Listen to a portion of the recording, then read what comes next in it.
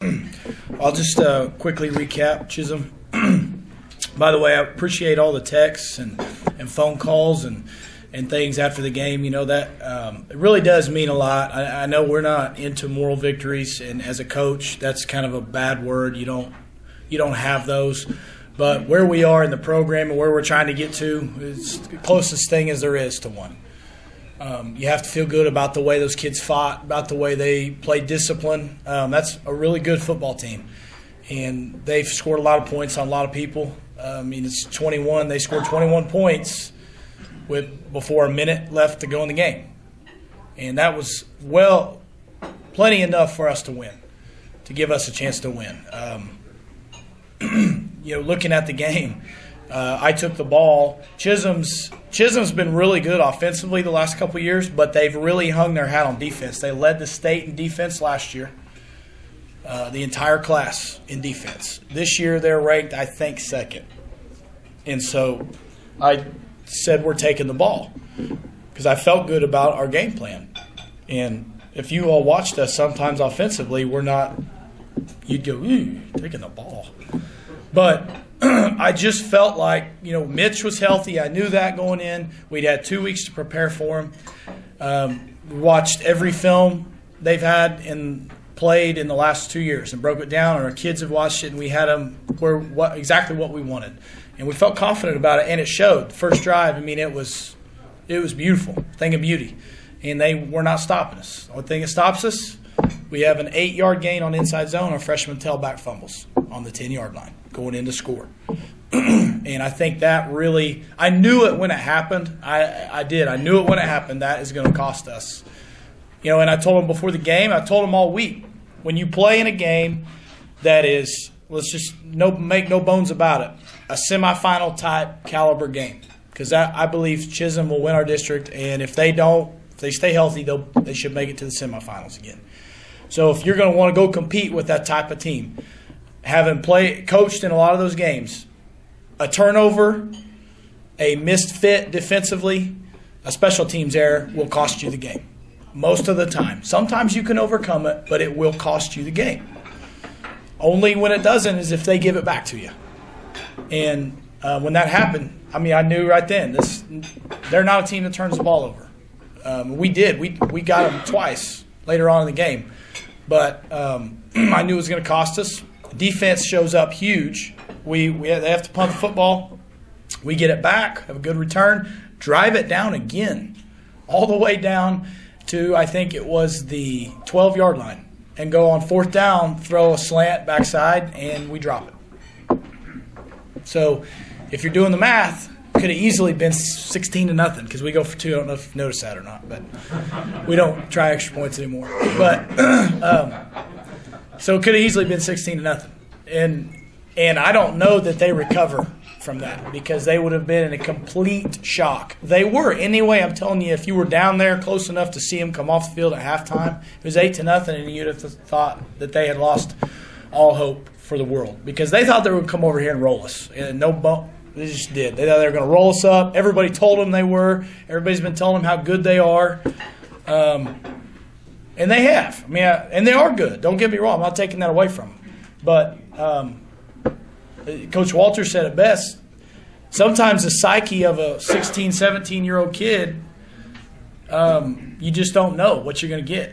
And you really don't. And what we got was a bunch of guys, our kids, who bought into what we were selling is the fact that if you play this way and you play discipline, give great, tremendous effort, play physical, you'll be in the game in the fourth. And that's all you can ask for. And they were. They never quit. Even on that fourth down, we came out of a timeout. We talked about it, sending our linebacker a certain gap. We actually, Coach Sklar's just feels sick about it. And I said, hey, they honestly ran a play they hadn't ran all game. It was a great call for them to give their coaches credit. It's a great call.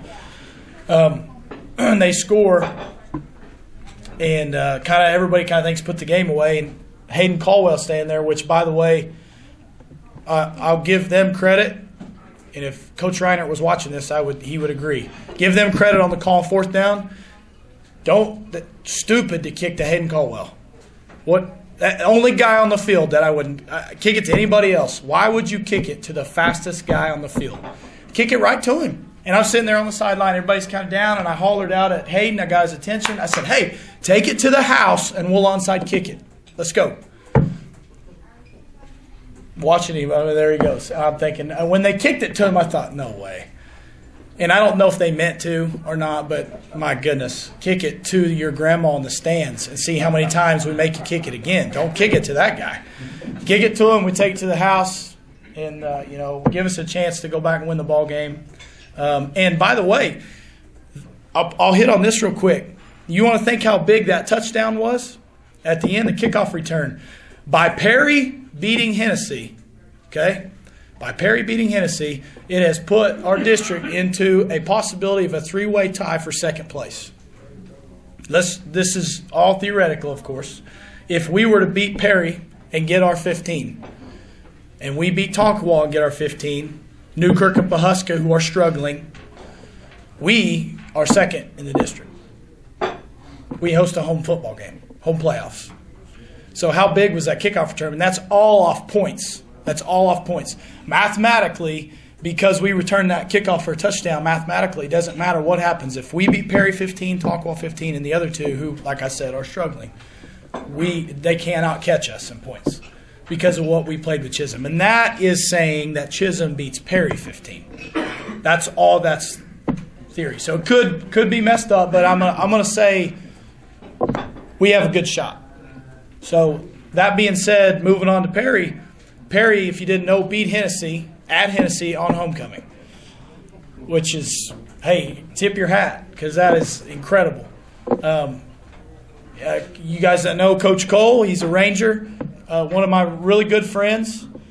He does a great job there. He has done a great job with those kids. He's got them playing. He's got them believing. He's got probably the best quarterback in Northwest Oklahoma, bar none. I haven't seen one even close. He's got really good skill players. He's doing the right things with them. That being said, Hennessy gave up a kickoff return for touchdown, threw a pick six, threw a pick in the end zone, going in to score again, throws another pick. They hold Perry to 27 yards passing, which Perry is a passing team, but gave up 220 rushing. So they sold out on something, and it bit them. And so they lose 28-20. So if they play that game 10 times, I don't know who wins the majority of them. I couldn't tell you. It's certainly not one or the other. So the other side of it, our kids, Chisholm absolutely wiped the field with Hennessy. And we were at that game. We took our kids to that game, which in retrospect I think was the best thing we could have done to let them see them in person. And so our confidence is high. We're not lacking in the thought that this team beat Hennessy and we didn't. We certainly don't think that way. We just had a team on the ropes that wiped them up. So we definitely don't think that way. But what scares me as a coach is exactly what Coach Walter said, is I'm worried about how are we going to come out and play off of a huge game. Emotionally, we had 2 weeks. Emotionally, we put into that game preparation, and now we have to turn around and get ready. And it's homecoming with all those distractions that happen with homecoming. And as a coach, you hate homecoming. As an alumni, which he's in the same boat, it's his alumni. We love it because we get all these people back to support us, and it's our alma maters and alumni, and we love it. And at the same time, you just despise it because it's like, oh my God, it's superhero day at school, and they're worried about wearing Batman socks instead of who's covering the flats and trips. And, so you just have to deal with so many things that. God, that's so true. Oh my God, isn't it? And and the worst part is when you kind of pretend like that's really not happening, but then when you walk through the locker room and you listen after practice, like, hey man, what are you wearing to school tomorrow? Hey, what are you wearing? It wasn't, hey man, when we're in trips and we're bringing Stinger off the edge, I'm supposed to drop. No, that's not what's being talked about. And you're just like, oh my God. And so I don't even go anymore. I just walk all the way around because I don't want to go through there and listen to it. But that's what I'm worried about this week. We shouldn't have any trouble because it's a huge game. And and you all can agree or disagree, but I told our kids, in the grand scheme of what we're trying to accomplish here, this is the biggest game Alva's played in a long time. because of the ramifications of if we can win this game by 15. So it is. I mean, there's just no doubt about it. You got a team that you can beat. You can beat them. And if you do and play at the same level you did last week, well, you're going to give yourself a chance to host a home playoff game. And I just think that's huge in what we're trying to get done here. And honestly, it gives us a chance to win a playoff game. So big things in the future. Tonkawa still lurking out there. Tonkawa only has one loss. That loss was to Perry. And they're beating the brakes off everybody else. And they're good. So, I mean, there's no ease of anything. It's just hard not to see, one game at a time, but to know that the possibilities are out there is pretty exciting. So, Perry, run the ball or pass the ball? Well, coming into last week, I would have told you sell out, stop the pass. But Coach Cole did a great job of an adjustment at halftime. He started playing with a tight end, which his tight end isn't a very good blocker. But when the other team doesn't make the adjustment to bring another guy in the box, he doesn't have to be very good. So they just ran the ball, had 220 yards rushing on Hennessy. And that was because they had numbers. And that's something that Hennessy didn't prepare for. I mean, I talked to their coaching staff. We talked a little bit. And you cannot sell out to stop the pass. By that, I'm saying you can't vacate the box. You can't play two-man free everywhere and lock up and just say you can't run the ball, because they can. The quarterback's a great player. He can run, too. He can run. They got a little tailback that's playing hard. He reminds me a lot of Hess. If you watch Hess play, Hess is north and south. There is no sideways. And you better get a hand on him quick, or he's going to get the second level like that. That's how that kid is. He runs the ball hard, does a great job. So they want to pass it first. They're going to come in here wanting to throw the ball. But if you are blatantly saying we're going to take that away from you, they got no bones about running it. And they're good at it. And it's scary. Coach Cole does a great job. Defensively, they've given up some points. Blackwell game was like 45-40. Fairview was 48-46.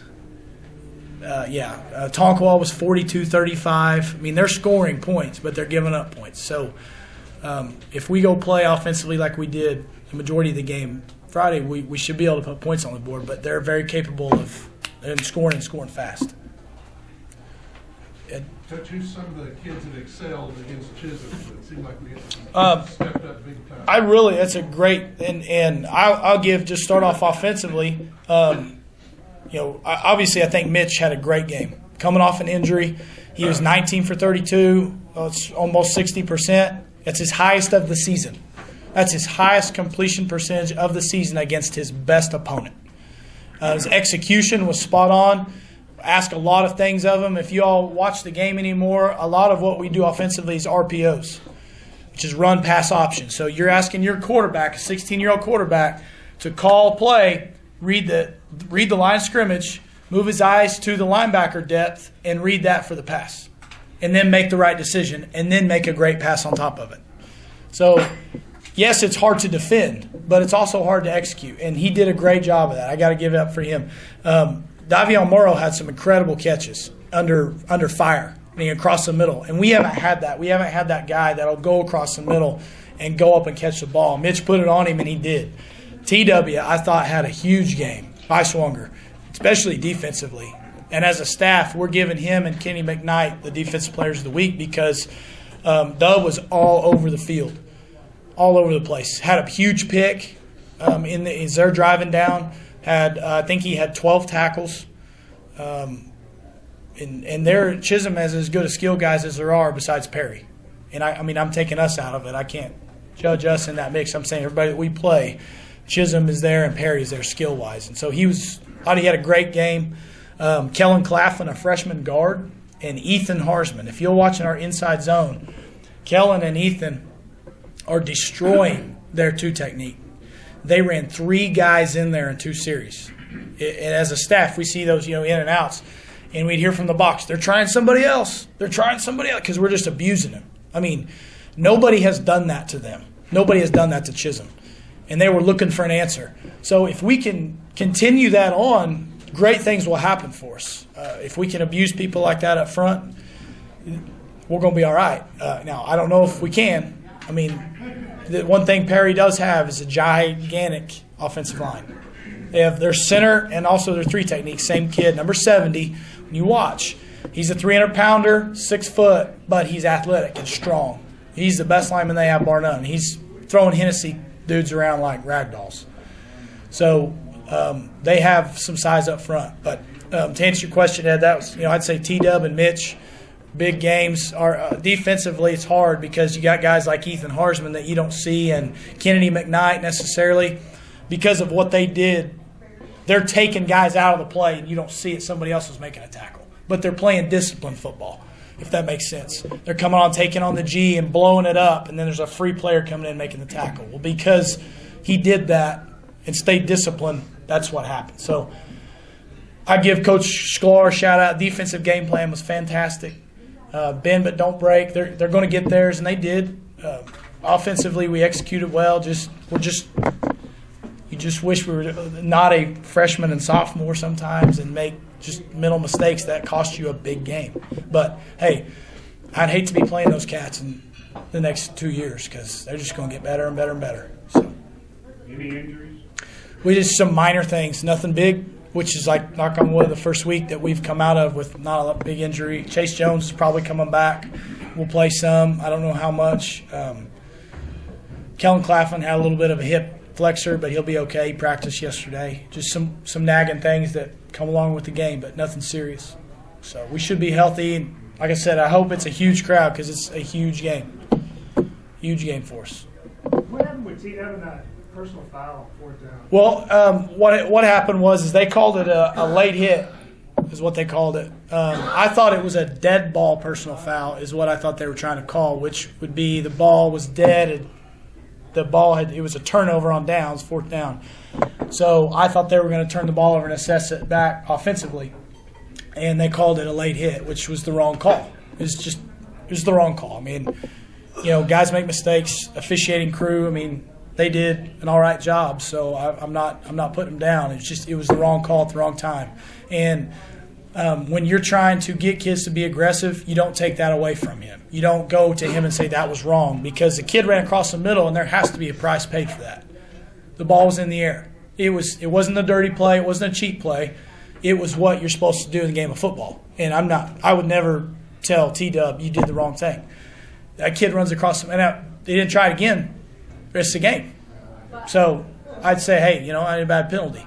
But unfortunately, it was 4th down, and they continued to drive on and scored. It was very ill-timed, but that's what it was, Jesse. It was the wrong call.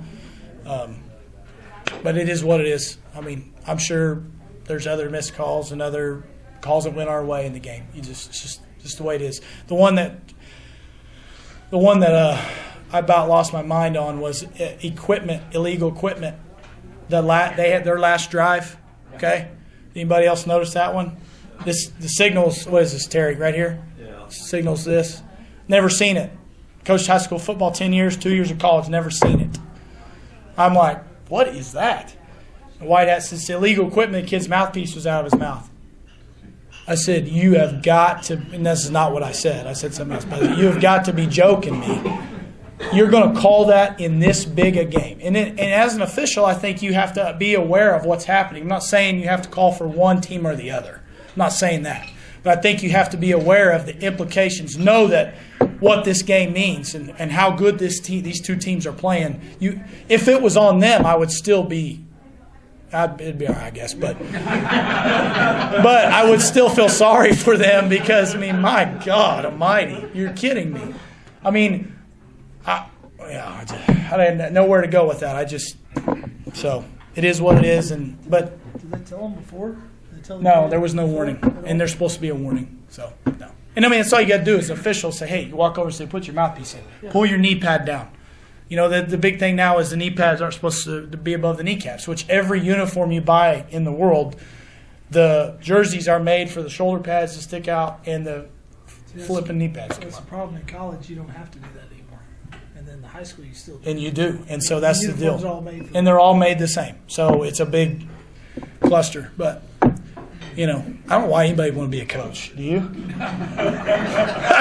My God, we can't do anything right. So anyway. But I really do. I know Coach Walter feels the same. We really appreciate all you guys, and I know sometimes you'll send a text or a call or tell somebody. That really does mean a lot to us, because sometimes the rooms are lonely, and you're looking for wins and you're looking for things to go right. But we appreciate your support, and that means a lot. So, anybody got anything? I guess on your 2-point conversions, your snappers lined up as an end.